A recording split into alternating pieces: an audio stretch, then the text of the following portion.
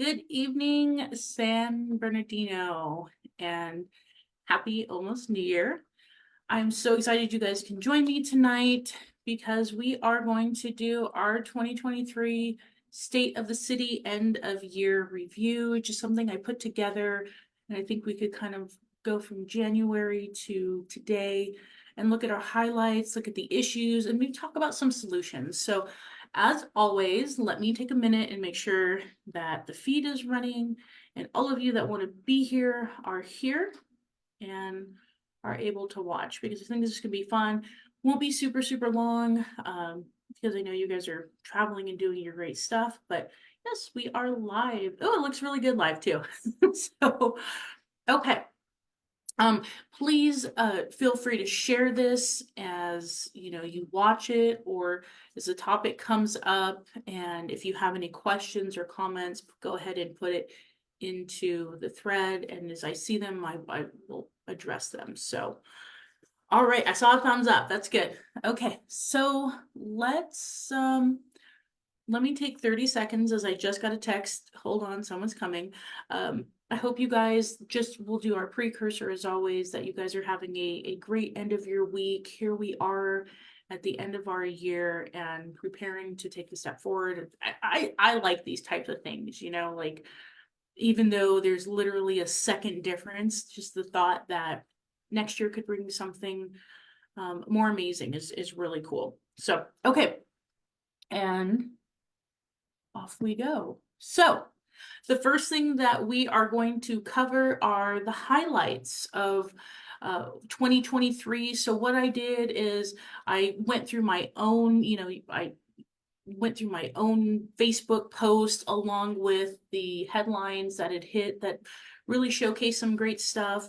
I'm going to mention something, although I'm kind of really stayed city focused, but we will do another shout out. So just if you see anything I missed, you can definitely put it in there, but this is just city related things. So our first big highlight of 2023 was homelessness was declared a state of emergency in February of this year by our newly elected mayor and council. And will continue to thank Ben Reynoso for, giving me the shout out for pushing this. I think this was a great first step in a direction that is massively needed in our community. So that was a big highlight of 2023. Something that is near and dear to my heart that I'm very excited, and in the latter part of this year, it's finally come to fruition. But in early this year, Councilwoman Kimberly Calvin brought forth a motion to reestablish the San Bernardino Youth Council so that our young adults from our surrounding high schools would have the opportunity to work and shadow within our own government and really begin to take their own place as our future leaders. And this is just an amazing feat. They put it in conjunction with the school district so that we're working together on this. And I to me is really a shining star for this year for the city of San Bernardino. Next, we saw the council and approve interim housing funding. So the American Rescue Plan Act funding that had come through the course of COVID started to roll in for us in a way that the council was able to allocate funding to establish 30 semi-private emergency shelter beds and an additional 140-bed interim housing facility and 30 additional emergency shelter beds. So it was a culmination of two, but this was taking place early on in the year. And as you guys know, homelessness is a big issue, but this was their first step after declaring the state of emergency that we can most note as a highlight from early on.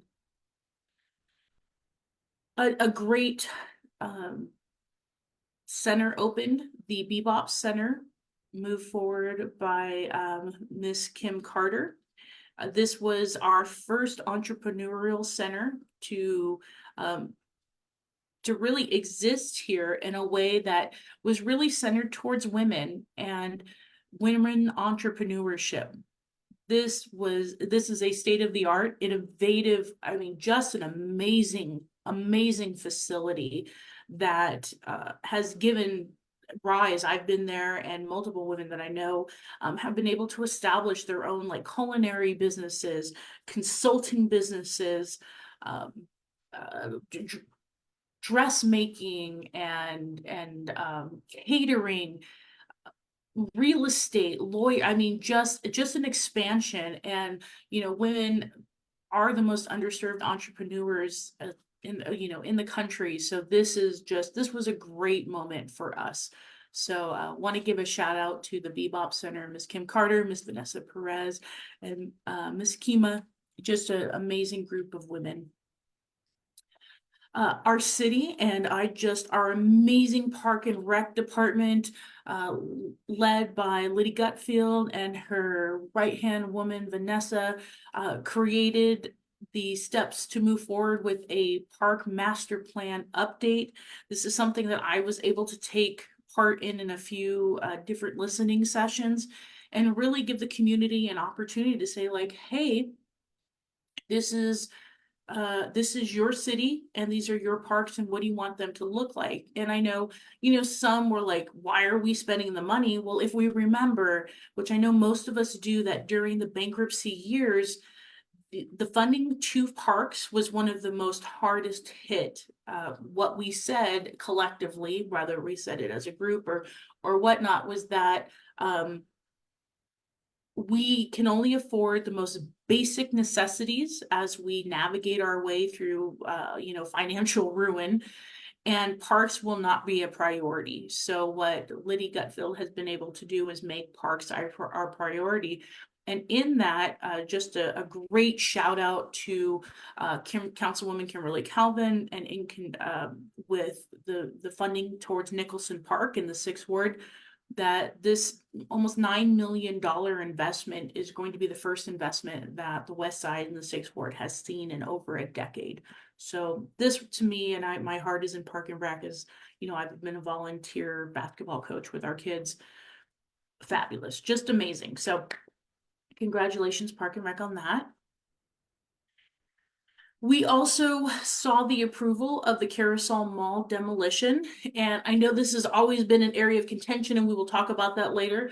But as we know, and even though this mall area is near and dear to many constituents' hearts in our city, this was really a step forward. Now, the process and what that all entailed, different story, but I think we can all collectively agree that the mall needed to go in order for us to be able to really establish where we want this to be. So this was a big move for San Bernardino. That mall had been sitting for over a decade with no momentum. So a highlight of 2023. Terrence Stone and through the Young Visionaries had a grand opening of their Youth Leadership Academy and Resource Center in the downtown San Bernardino. This was wonderful. I got to tour this facility and see all of the amazing amenities that they were going to be offering the youth. And Terrence Stone has been named, I think, the CSUSB nonprofit tier of the year. So really good stuff.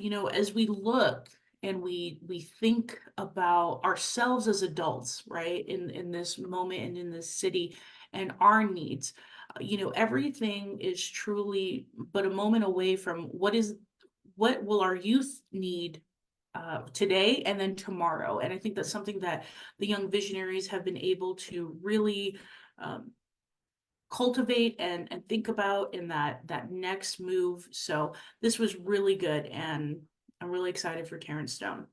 And this, there was just another great event over there.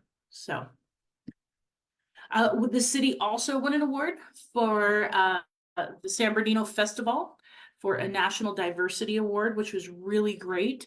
The National League of Cities awarded the city the Cultural Diversity Award. It was held in recognition of the Park and Recs department. Like I said, you guys are doing a great thing. The community services inaugural. This was our inaugural festival, and just a testament to the type of new investments we're making into making the city a place where people want to come. And I know there's kind of a mix, because if you live here, and really depending on where you live, we have a great area. We have great space, maybe not the most developed, but really a different area, especially like Second Lake, where we can come and have, family time or community time. So really like that. All right. Another big one, and I guess, just shout out to Councilwoman Calvin, because she's been doing a lot over in her ward. The development of a 94 single-family homes. Currently, you're on construction over on Highland Avenue if you go past Medical Center Drive. This is one of the first developments as the paper noted, after 40 years of housing within the 6th Ward, which really is a testament. And we saw this a couple years ago. The 3rd Ward was able to procure their own through this. This is the same developer. Their own housing. And so the one that the 3rd Ward received was off Tippecanoe. And here, and this is just a mock-up, by the way, this is not the actual renderings that are coming to the 6th Ward. So, but this is going to be big. This is a great way. Home ownership, guys, is huge. And even though some believe like in this market it's impossible, it is so far from impossible. And with the coming of this development, Councilwoman Calvin also hosted in conjunction with another company, and I don't want to get the name wrong because I can't fully remember it right now, but they hosted a first-time homebuyer program so that people could become pre-qualified and prepared financially to purchase their first homes, and hopefully one within this new construction area. So congrats, 6th Ward. Thank you, Councilwoman Kimberly Calvin. Really, that's quite a feat after 40 years. So, okay. See you guys, good stuff, good stuff. I put this in there because I am so proud of this. This is, I think, going to be huge for us in the coming years. On my birthday, and I'm going to claim this as a birthday present, the Board of Supervisors for the County of San Bernardino approved Laura's Law and really approved the inception of bringing it into the county. And as most of you know, I was a huge advocate of this. What this allows is for us as a community, our city, to now look at creating inpatient treatment facilities through the use of nonprofits, allowing our police to have a better handle on their type of interactions that they have with the homeless, and working directly with the county for the type of services that they're able to provide to the homeless, to get them off the street, to properly help them through addiction and mental illness treatments. And so this will be, I think, good for us. And as we look into what our capabilities are, as we champion the city for a spot at Patton State Hospital. So, yay, yay, yay, yay, yay for this one. Another cool moment was the Women's Equity Day held up at CSUSB, which I and Councilwoman Calvin and Mayor Tran were able to partake in. And this, I think, I have to I'm going to brag for a minute that my former graduate assistant is actually leading the Women's Resource Center now at Cal State San Bernardino, and took this opportunity to really talk about, what it means to be a woman in leadership, what it means to be someone that's vocal, and look at how our journeys are. And so just fabulous. I think of all the things that Cal State San Bernardino has to offer. I think about the strong women that lead in our community. And so this was a really proud moment for us because, we're over 51% of the population. So let's make sure our voices are heard. Congratulations, everybody. So, okay. Another wonderful experience that our community has to share is the Mr. and Mrs. Cardinal pageant coming out of San Bernardino High School, led by the awesome and amazing Jamie Rios. Just a fabulous individual. He's given his heart and his soul to these kids, and we're talking about some of the most amazing scholars that we have to offer out of our community. I mean, 4.50 students, the president of the ASB, the vice president of the volleyball team, or captains, the captain of the football team. I mean, everything imaginable. These kids display and their stories. We're talking about that young men and women who are at the top of their class, who maybe are our first generation to the United States, who have gone through foster care, whose parents, are able to, like, provide everything as they go through this struggle. So what we have are our kids, who do face the realities of living in San Bernardino, but achieving above and beyond the expectation of anybody that doesn't live here. So just fabulous. And the Miss Cardinal that won this year was just an amazing young woman, and Mr. Cardinal was just absolutely fantastic. And so I wish them the best on their journeys, and they will always be just an inspiration to myself, and I know many others. Here we go. This is something else that's great. The city of San Bernardino established their own farmers market every Tuesday starting in October. I think it's come to a close. Don't quote me on that, but I'm pretty sure I think they were only going to go through like a month or two. But what a great opportunity this was to have. We know a lot of people go to the city of Redlands, but I think this is something, again, through Park and Recreation and Community Services, that they've been able to bring, and I'd love to see it continue. I'd love to see it grow. And I know for many people this was like, hey, wonderful, like community brought together for something that's healthy and community oriented. So I hope to see it return next year. The Veterans Day celebration I thought was really good. I've been to many at the old city hall, but I thought this year really resonated well with everybody that was in attendance, and watching the members of our community be recognized. One member in particular, I've known when I was living in the third ward. And this is just a great testament. I mean, our city has such a rich and amazing history with people who lived it. So, when we look at, World War II, Vietnam, Korea, and everything that we've gone through, we have people that are a living history and a living testament to what San Bernardino was, is, and can be. So just a really great moment I wanted to share and make sure we highlighted. And here we go. Just the most recent capital improvement project that came through was the long-awaited opening of University Parkway State Street expansion. This really is going to be huge again for the 6th Ward, as Councilwoman Kimberly Calvin wants to capitalize on the amazingness of 2023. This was a project that was sitting on the books for over 2 decades, 20 years. And when Councilwoman Kimberly Calvin was elected, it was brought to her attention, and she really pushed and was able to reimagine this project.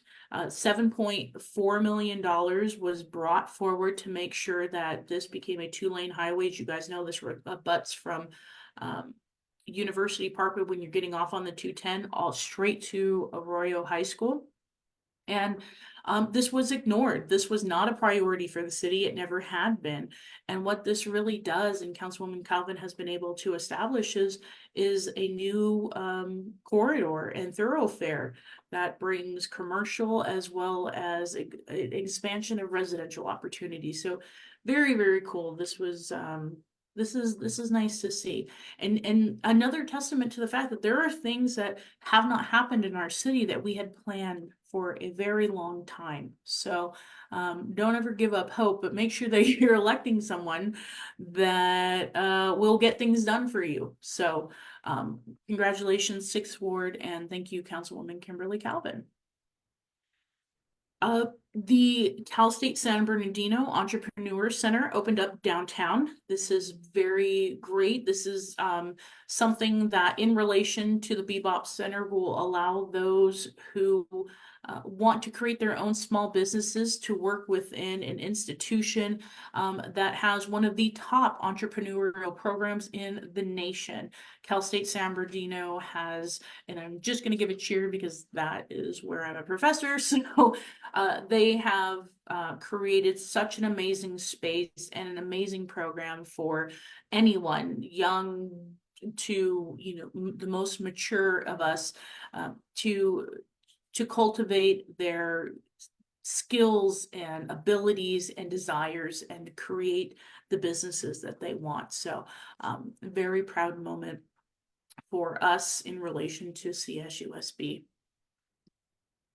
And last but not least, one of my favorites and something that's in celebration of the years, the Miracle on Court Street. If you didn't have a chance to be there this year, I hope next year, I know it will be even better than ever.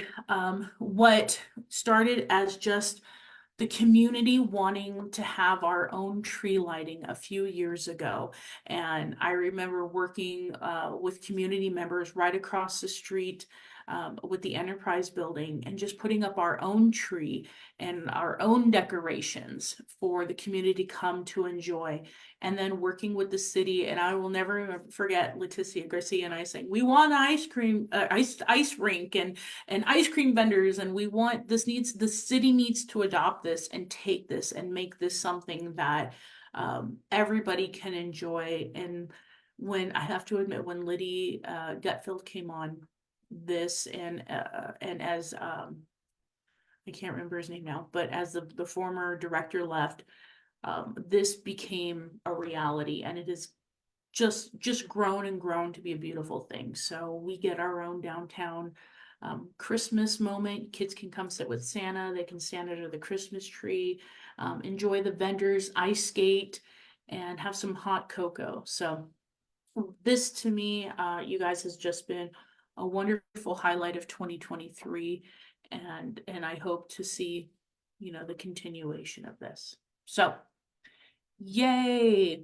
Now, we talked about the great, we talked about the awesome.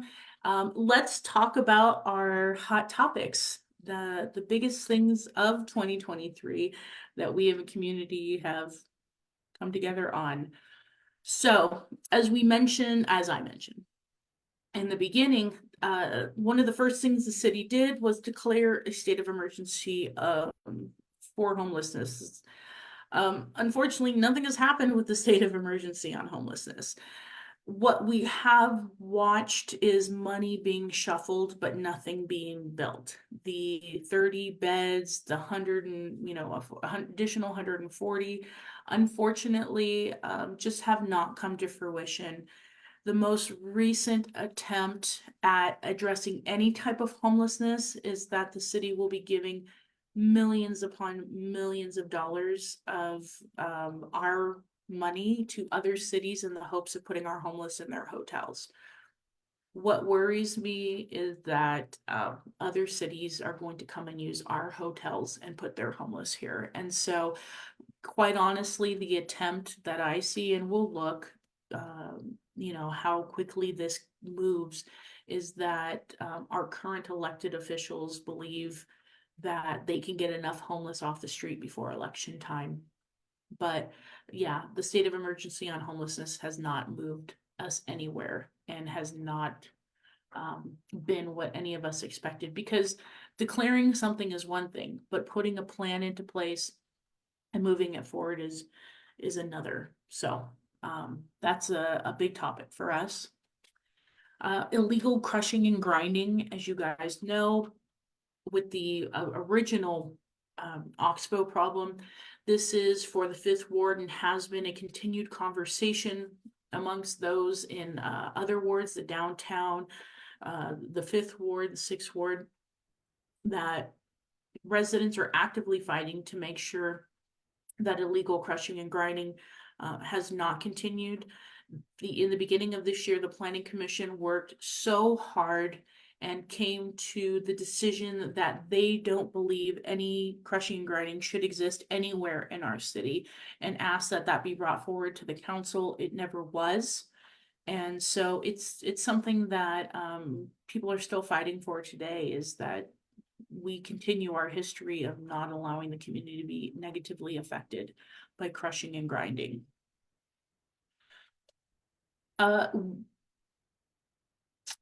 Unfortunately, the city was cited for violating the Surplus Land Act in their quest to redevelop the downtown mall.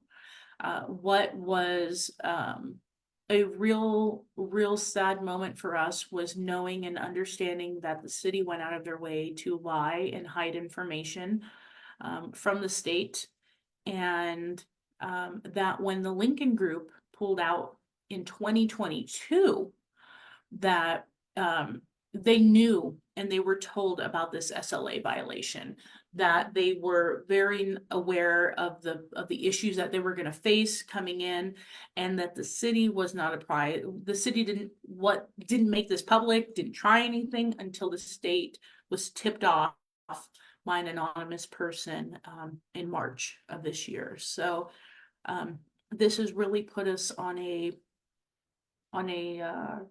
kind of a slippery slope on where we're going, and we'll kind of get into that, but this is a hot topic and remains one to this day. We saw issues with our Public Works Director, Daniel Hernandez, who is no longer here. We were looking and facing a potential hike in our trash rates, only to discover right at the moment of the vote that Daniel Hernandez department had put the wrong address for residents to be able to protest their increase, and had known about it for months without ever notifying the city attorney of the issue. That he was caught, knowing that his staff was fully aware of illegal crushing and grinding, and decided that he was going to blame the NPDS manager instead of taking any accountability, and tried to outsource the job to a firm that he had worked with previously, and lied about the crushing and grinding. There were black mold issues in the Villa Senora Library, and the Pacific Bridge, as you guys know, that failed on us, was never taken care of. So these are still, I know, for some issues that they are having to deal with in their respective neighborhoods and wards. And so this is why we have to be extremely vigilant about who is being hired in our city and their reputation along with their abilities. So that was not good for us. With the violation of the SLA came basically the killing of our downtown redevelopment by Nathan Freeman. There were extensive issues with Nathan's ethics surrounding the decisions being made, and his determination, as you guys know that have watched my earlier lives, while we were still in negotiations with our former developer, Nathan was out at public meetings telling people he was meeting with other developers and that we were going to get rid of them. Lo and behold, a month later, here we are, a recommendation to terminate the exclusive negotiating agreement with our developer. So everything he said ended up coming to fruition, and we lost our 3-year investment, 2.5-year investment into redeveloping our downtown, which was looking at possibly bringing in almost $364 million in tax revenue to the city every year. So this was a big blow in 2023, along with the failure of being able to navigate any type of playbook that was established for us surrounding the downtown for larger financial investments. The only real project that we were able to hold on to was the Entrepreneurial Center that CSUSB had dedicated to us. As far as what the downtown was to hold, it's gone.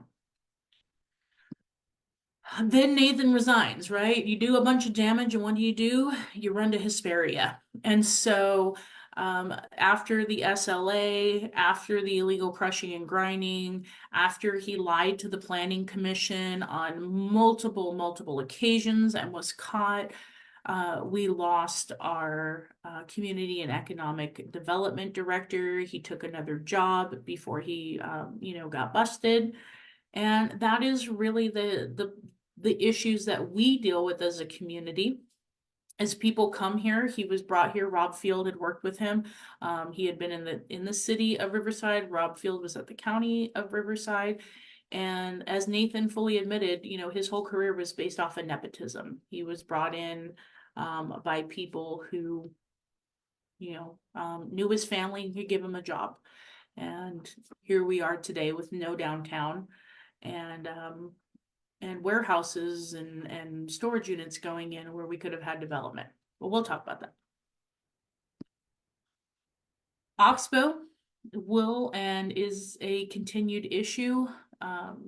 The dumping of the burned out Amazon warehouse at the top of Palm and Kendall still exists today. We were very close to being able to resolve this. Unfortunately, the Planning Commission decided to extend the plans to the new owners of the Oxbow. And so that put us on hold for being able to remove any material. But this is still a travesty. This is a complete just fraud to the community, providing fake documentation, fake moving permits, and everything.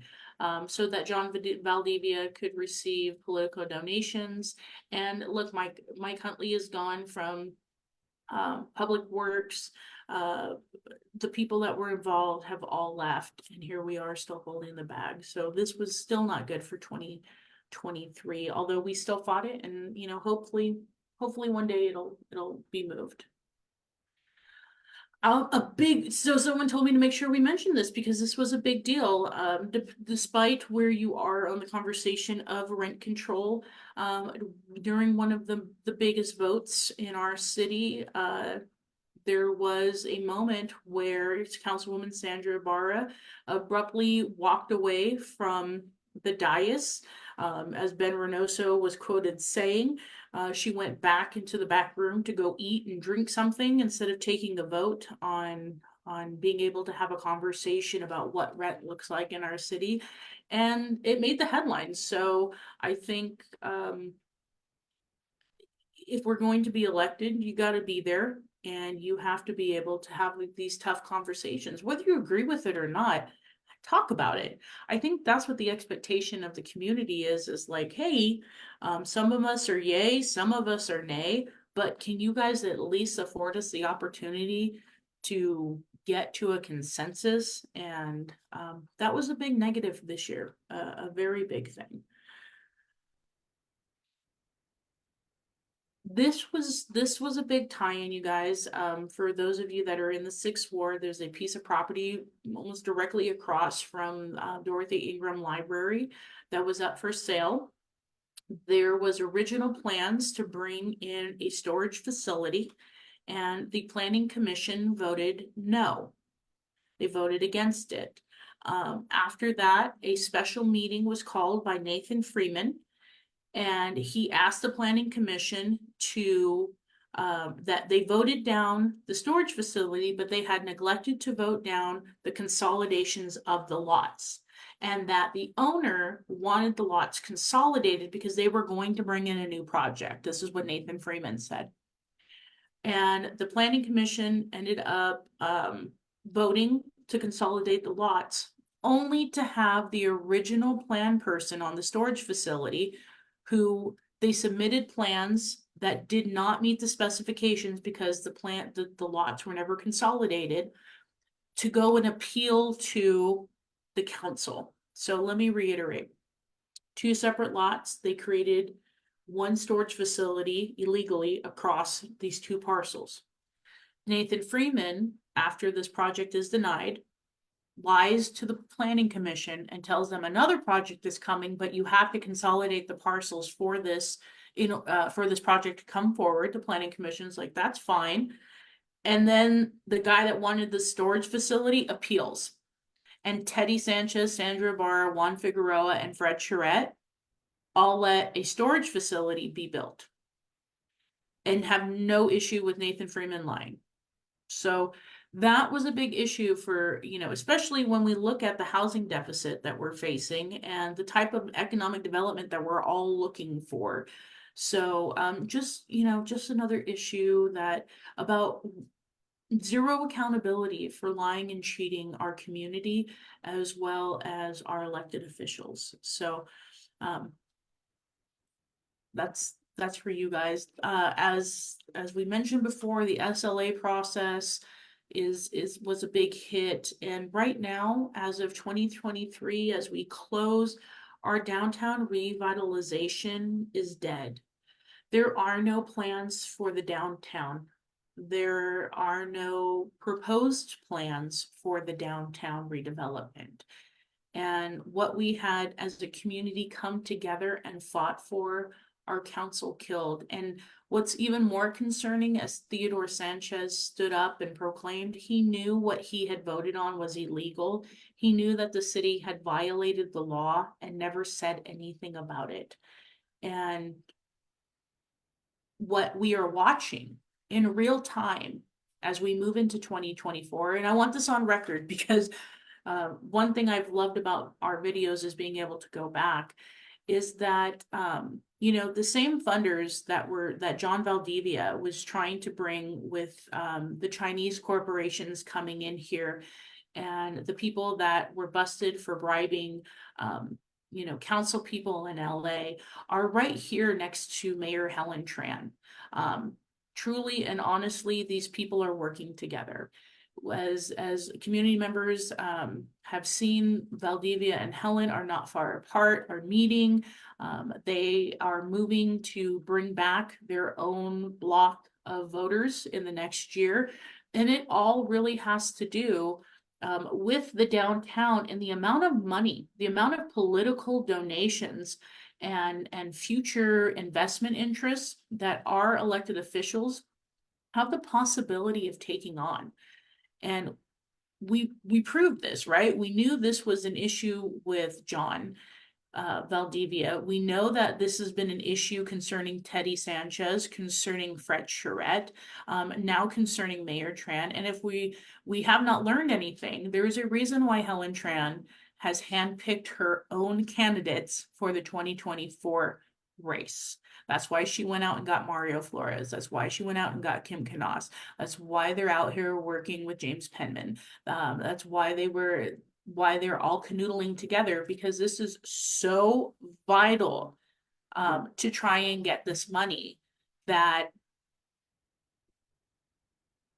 what benefit to us if they can parcel it out. So just be aware, be very vigilant about how things are happening and what you're hearing and what you're not hearing, because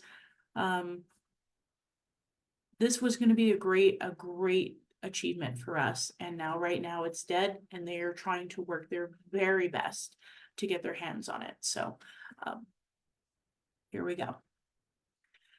We also had that fun, great moment where they were trying to bring in the city manager from Salinas, Steve Kerrigan, and he withdrew. He outed himself to his own city, saying, hey, I'm potentially taking a job somewhere else, and now I'm going to pull out. What ended up truly being the thing is that he lost the votes from he had 5. He had Helen Tran, he had Sandra Ibarra, Juan Figueroa, Theodore Sanchez, and Fred Charette. And Helen ended up pulling out, as the community has already been out and saying, through political pressure. And so he was told he can't have the job. So we lost him. And what do? They go found somebody worse. They went and found Charles Montoya, and they put in a city manager who has now brought on, through Helen Tran's vote, two deputies at a cost of upwards of $1 million to the taxpayers, to help him do his job. And no job descriptions, no qualifications matter. It has become a free-for-all. And unfortunately, right now, guys, we're just having to be on hold to see where our future lies in this. And this was a very big issue in late October and early November, and continues to be so today. So, and we'll see where his pending lawsuit is. Don't forget that the Attorney General of Arizona is investigating him at this very moment. And he is he's our city manager. So, this was a big hit in 2023. So there are discussions right now that the demolition of the Carousel Mall is being halted. And given the fact that the phase 2 environmental that was never completed, water and underground issues have arisen, which originally was discussed when this whole demolition began. And so the city did not properly address it. We're keeping our eyes on it, because no developer is going to come into our city and hit millions and millions and millions of dollars of environmental projects, because there are underground, storage facilities and underground tanks of oil or discarded water or any of that. So, as some of you remember, it wasn't the demolition of the mall that I had an issue with. It was the demolition of the mall in how it was being parceled out in its entirety. And I am proud to say that there has been no crushing and grinding at the mall since I filed my formal complaint. So we just will stay on this and see what's going on. The last thing that came out of 2023 was an email by Charles McNeely, our interim city manager, about inappropriate direction to staff from Councilman Damon Alexander. And what I found interesting about this was that our council had voted not to disclose this issue to the public, although it was made public. And so I wanted, as we move forward into 2024, the type of issues that we're facing, because everybody understands what we went through with John Valdivia and the type of harassment and intimidation. And so Charles McNeely wrote Councilman Alexander and Mayor and City Council by blind copy. Staff in the Public Works Department informed me that on Wednesday, October 25th at approximately 2:15 p.m., you approached one of the city's building inspectors, supervisors in her office and directed her to shut down the Dollar General development in your ward. This direction was given by you in the presence of several other public work employees. You further directed the employees to send you any information on any upcoming plans regarding this development. As you are well aware, per the city charter, you as a council member are prohibited from directing city staff. You are also aware I have sent several emails to you and members of the council reminding you of the charter provisions restricting council from directing city staff. Additionally, you and I had several personal conversations where I had requested you refrain from your ongoing behavior of attempting to direct city staff. Your behavior has not only continued to violate city charter provisions, but has served to intimidate city employees because they fear retaliation from you if they do not adhere to your demands. Councilman, you should be well aware that when you intimidate employees in this manner, you are placing yourself in a power position where employees feel they have no option but to comply with your direction because you are a council member and they fear retaliation from you. Given that you have refused to cease this level of intimidation after many warnings, I am filing this letter of complaint with the City Council, City Attorney's Office, and the city's Charter Review Committee. Additionally, I am forwarding this complaint to the California Fair Political Practices Committee to review this matter for any possible campaign violations. This is going to be big looking, what my understanding is that there is while they had voted to withhold this, a possible investigation is being moved forward, as well as looking into what the FPPC has determined or not determined. So these were the big hot topics, and we will continue looking into them in 2024. So highlights, issues. Let's talk about some solutions, you guys, to our biggest issues, homelessness. So after 5 long years of proposing ideas, what I want to talk to you is that San Bernardino does not have to recreate the wheel to get something into place. I had an amazing opportunity this year to go see the Life Art Project in El Monte. I had the opportunity to go up to Victorville and see what they have in place, LA, just a myriad of places. And truly and honestly, San Bernardino, what it takes is the desire to actually address homelessness. And I want to be 100% honest with you. We have council members who do not want to address homelessness. That's why nothing's happening. There's a great talk about, well, yeah, we'll do this and we'll do that, but nothing's actually being done. They are shuffling people from park to park. They are moving funds every other council meeting, 3 million, 2 million, 4 million, 31, 1.2, giving different bed count numbers. But at the end of the day, at the end of this year, 1 year of declaring a state of emergency on homelessness, we have nothing to show for it. And so coming into 2024, we need people that have real plans and real knowledge. It takes real knowledge and understanding. This is a multifaceted problem. You have addicted homeless people, you have mentally ill homeless people, you have youth who are homeless, you have homeless families, you have homeless families at work, you have homeless students at work. You have so many different groups. One size fits all approach is never going to work because no one is one size fits all. And so I 100% plan to work with the council to make sure that we do something, just get something done. The city of Redlands has showed us what hotel conversions can look like, and just putting homeless people for 28 days in a hotel is not going to be sufficient for this big problem of ours. So there are solutions. We just have to want to do it. So next one, downtown redevelopment. The biggest way, the best way to get rid of our downtown, or to get our downtown redevelopment plan back on track, is to get the general plan done in conjunction with the specific plan. Once all the zoning requirements are in place, once we have established that you cannot just come in and build whatever you like, however you like, that you have paid a council person to build, we can get out of the way and we can bring in a great development firm that can get this done for us.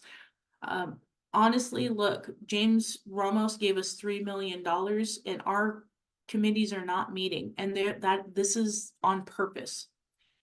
As long as we do not have a uniform development plan done, a general plan and a housing plan established, we will have pay for play corruption, which has plagued us for 50 years, which has killed our economic development in this city. So that has to be it. When everybody's like, how are you going to bring San Bernardino back? Oh, we're going to get a general plan. So you can't build a warehouse in someone's backyard. So you can't tell your friend, yeah, you can have whatever shop in the middle of a space that doesn't work. So you can't park big trucks next to a house. This is a big deal. It may not seem like it, but you guys, but this is what I want you to take this moment. This is what transformed Riverside. If for those of you that are 50, 60 and above, you remember downtown Riverside. They came in and they said, we are going to establish a plan to revitalize Riverside. And that's what they did with the Mission Inn. That's what they did downtown, maybe through mechanisms of, of their own, but boy, they stuck to it and nobody broke it. Rialto did the same thing. That's why the Renaissance Center exists the way it exists. It was a 25-year dream and a 15-year plan. So that's it, guys. We got to stay the course. Code enforcement. Code enforcement is big. Moving into 2024, my goal is to establish a reinvestment plan. For any type of fees that we are acquiring, we need to be reinvesting that back into our community. There are elderly, there are people that, may not have the mechanisms, but if we can create a stipend program for our local vendors, our local small businesses to here's $50 to the landscapers. Please go cut this lawn on such and such a street. Oh, are you a painter? Here, we can afford to give a stipend. Please go paint this house. Please go, let's do this. Let's look for grant opportunities and reinvest in one neighborhood after another neighborhood after another neighborhood to finally get something done in our city. Our money should work for us. That's the whole purpose of paying taxes. So that's what I hope to bring in 2024. Along with street paving, I know Keith, and all of you guys, pothole after pothole, patch after patch, know it is time for a real paving plan. And this is a multi-tier investment plan that takes water funds as well as capital improvement funds and put them together. Let's reinvest and update the infrastructure underground so we can stop the main leaks and the patches, and let's make sure that our streets are strong and reinforced. This is also going to mean that we need truck routes. The big heavy 18-wheelers that are just allowed to go up and down every street they feel like it are tearing our streets up at higher rates. We are seeing finally rain after a decade of drought. Man, we're not prepared for that. So this is something I really want to bring forward. And I know that the council is looking for an opportunity. Let's just put a plan into place. Economic development. If you want development, you got to be specific. And with specifics means specific plans for all the corridors, 40th Street, Highland, Mount Vernon, Baseline. We have to be direct about what we want, and we have to put it in a mechanism that even though we change and evolve and re-elect every 2 years, we can't change these plans. And that's been something that, again, as we divert to the general plan, let's look at specific plans. Let's just stay on track. Let's tell ourselves, you will not be able to change this on your own. We as a community have decided, and here are 5 votes. This is what it's going to look like in 10, 15, 20 years. Remember, we're not all to the point where 25 years is the end of our life. 25 years is the beginning of a time for us. It's just sad that it didn't happen 25 years ago. That doesn't mean we can't start now. So specific economic development, small businesses, redefining and reestablishing the look of what we have now, only to cultivate the future of tomorrow. I'm excited for that. Public safety. We have to improve public safety. Chief Goodman, I can't say enough good things about Chief Goodman. I think we are so lucky to have him, and everything we do. I watched today just the level of transparency that he has put out, that the attitude and change. You guys remember, hey, number 1 right here, calling out the police department 2 years ago because my God, their administration was awful. The transparency was none, and their politics were just abhorrent. And while some of that still exists, truly and honestly, Chief Goodman has gone above and beyond and has been vocal. And so with that, we need that. We as potentially elected, currently elected, should be out there calling out the bad laws. As I saw a discussion on Nextdoor, now cops can't even, they have to give you a full discussion. Hey, you're doing this and you're doing that. And it's like, look, we got to protect people. we just watched someone have a gun, who was resisting to comply with orders on a suspended license. And you know what? At the end of the day, our cops went home, and that's the best result that we can look for in those type of opportunities. So we need to be about the communication, about the conversation as a community. What does policing look like for us? What does the support look like for the department? And figure it out, because at the end of the day, we all have to coexist together. And you want your kids to be able to play outside, be on the sidewalk. You want your parents and grandparents to be able to walk to the market, and you yourself to enjoy our community, without fear. And that's what it comes down to at the end of the day. And so public safety, my goal, my hope is that we can become 500 strong in our department, that we can build back our civilian force and take off the strain that our officers really had to carry after the bankruptcy, and come out of that deficit. So I think 2024 could be really, really big for us in this area. And so with that, you guys, I just want to wish everyone a happy new year. We've had some really great things, and we have some areas to work on. But what we truly have, even though we're running, sometimes it feels like we're running up against the wall, it takes solutions. And I have been really good, really, really good for the last couple years of calling out the problems. And I have consistently in whatever I can do run to bring solutions, but I want you guys to hear them. I want you guys to know that solutions are possible, that there are people that are running for office that have ideas, and the status quo isn't enough. And my God, we cannot go backwards. No, we cannot go backwards. We are not better off today than we were 10 years ago, 20 years ago, 30 years ago, because we failed for 50 years straight.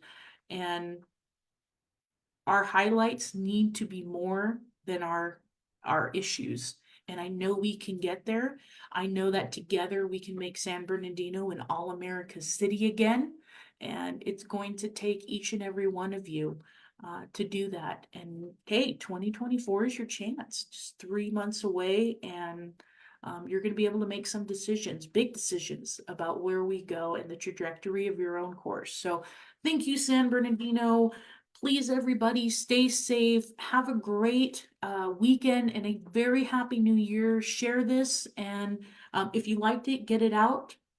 And I appreciate every single one of you. I'm so proud to be a part of the San Bernardino community, and to call this place my home. So that's it. You will not see me again in 2023. So like 24 hours, but I will definitely be around in 2024 and much longer. So thank you guys. Have a good night.